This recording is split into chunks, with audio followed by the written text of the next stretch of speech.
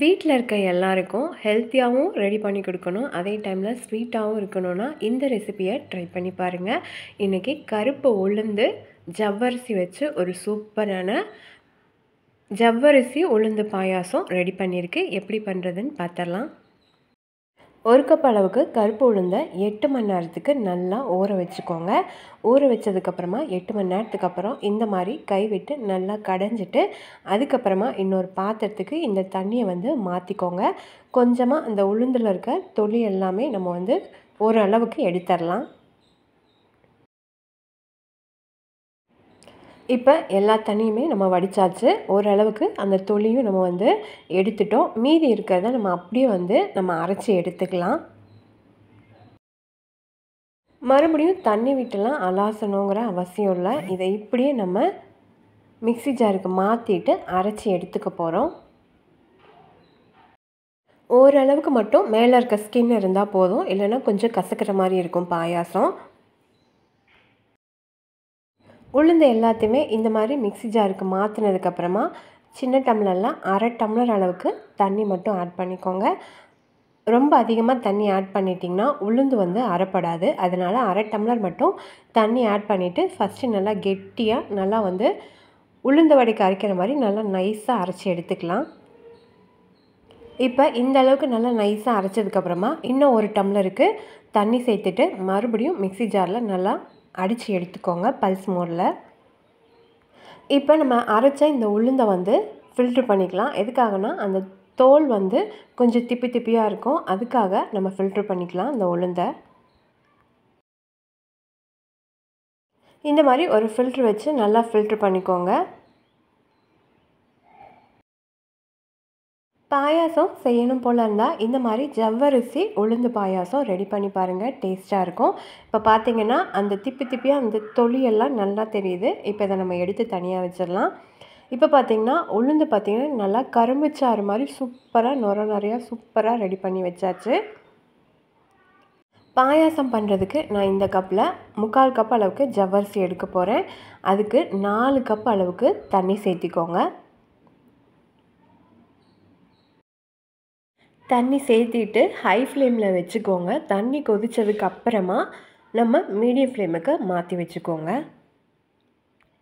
இப்போ தண்ணி நல்லா தளன்னு கொதித்து வந்துடுச்சு. 3/4 கப் அளவுக்கு ஜவ்வரிசியை இது கூட ஆட் பண்ணிக்கோங்க. ஆட் பண்ணிவிட்டு கரண்டி வச்சு உடனே மிக்ஸ் பண்ணிட்டுக்கோங்க, இல்லைன்னா நம்ம பாத்திரத்தில் ஜவ்வரிசி ஒட்ட ஆரம்பிச்சிரும்.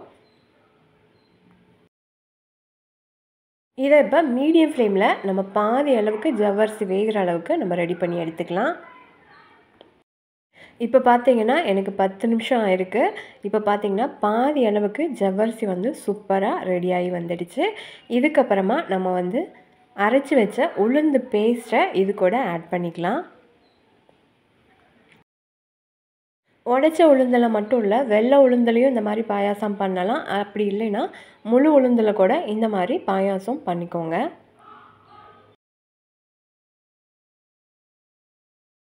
இப்போ உளுந்து பேஸ்ட்டு நம்ம ஆட் பண்ணதுக்கப்புறமா இந்த மாதிரி கலந்து விட்டுட்டு உளுந்தோட பச்சை வாசம் நல்லா போகணும். 2 கொதி வரணும் உளுந்து.